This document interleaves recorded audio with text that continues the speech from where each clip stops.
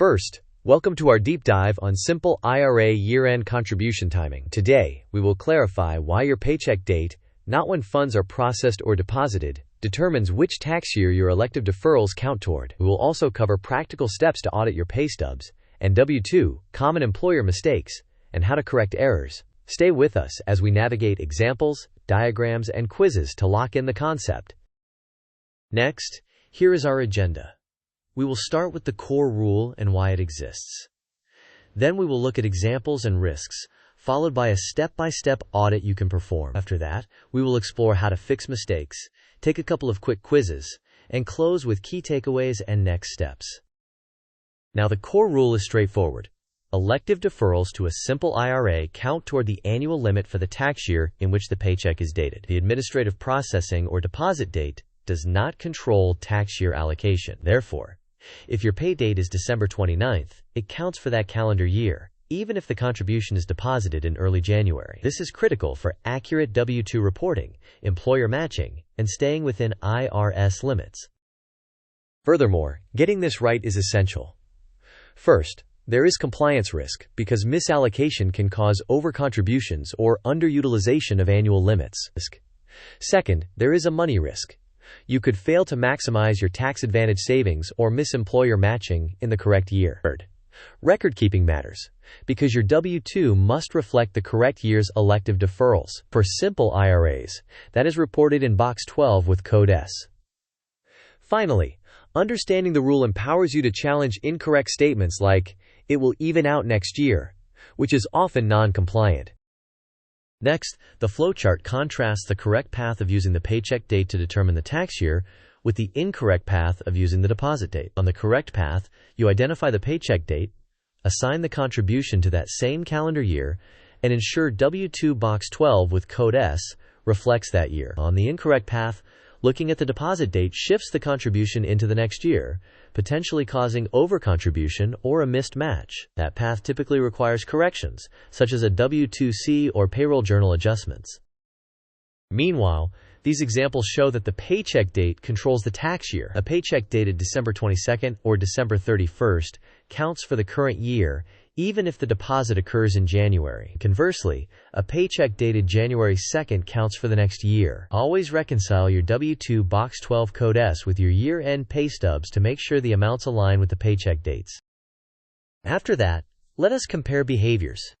The correct approach uses the paycheck date to assign the tax year, reconciles pay stubs to W-2 Box 12 Code S, escalates payroll errors promptly, and documents everything. The wrong approach uses deposit dates, assumes it will even out the following year, ignores the Box 12 totals, and relies on undocumented verbal assurances.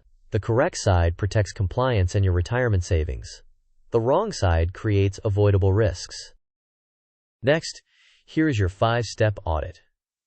First, gather your last 2 or 3 pay stubs from the year and the first January stub. Second, focus on the paycheck date rather than the processing or deposit date. Third, sum the year-to-date simple IRA elective deferrals on your final December stub and plan to match this to your W-2 Box 12 Code S.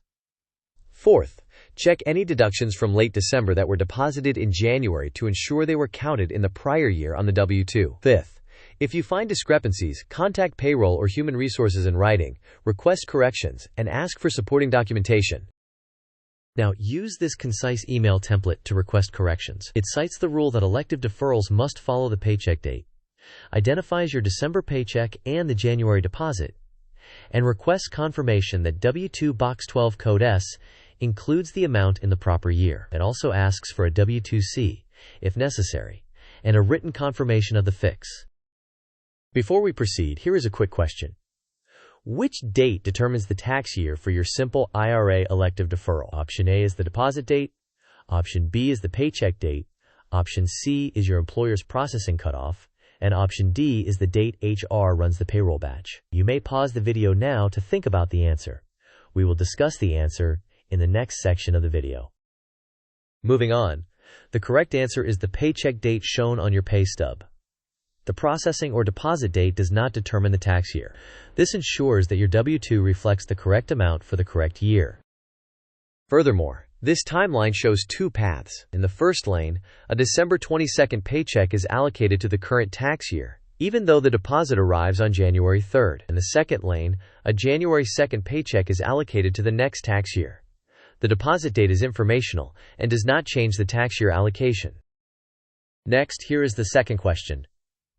On your W-2, which box and code should capture your Simple IRA elective deferrals? Option A is box 1 with no code. Option B is box 12 with code D. Option C is box 12 with code S. And option D is box 14. You may pause the video now to think about the answer. We will discuss the answer in the next section of the video. Now, the correct answer is box 12 with code S. That is the code for Simple IRA salary reduction contributions and is the key number you need to reconcile against your year-end pay stubs. After that, the sequence diagram depicts the flow from the employee to payroll, the employer, and the custodian. The employee earns pay, payroll calculates the elected deferral, and the employer funds the payroll. Payroll then sends an instruction to the custodian. The custodian receives the deposit, which may arrive in January, yet the allocation remains tied to the paycheck date. A note clarifies that the deposit date does not change the allocation. Moreover, errors can cause penalties or require corrective distributions. You can also underfund the correct year and miss employer match opportunities. Administrative burdens include W-2C issuance and amended returns, which consume time and create stress. Finally, record confusion undermines planning and makes it harder to track progress toward retirement goals. Next, this key points checklist reinforces the essentials. First, the paycheck date determines the tax year.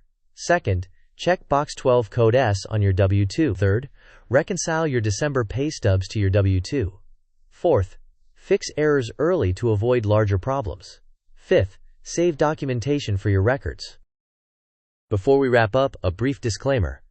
This video is educational and not tax, legal, or financial advice. Limits and rules can change, so verify current IRS guidance and consult a qualified professional. Finally, processes vary by employer, so confirm the exact steps required for corrections with your payroll department. Finally, let us wrap up. Always assign Simple IRA elective deferrals to the tax year of the paycheck date. Reconcile your year-end pay stubs to W-2 box 12 code S. Challenge myths such as it will even out next year. Act quickly to correct misallocations and protect your retirement limit. As a closing note, if this video helped you, please like it, share it with a colleague who gets paid in late December, and subscribe for future updates. In the comments, share your experience with year-end payroll and any tips that helped you correct mistakes.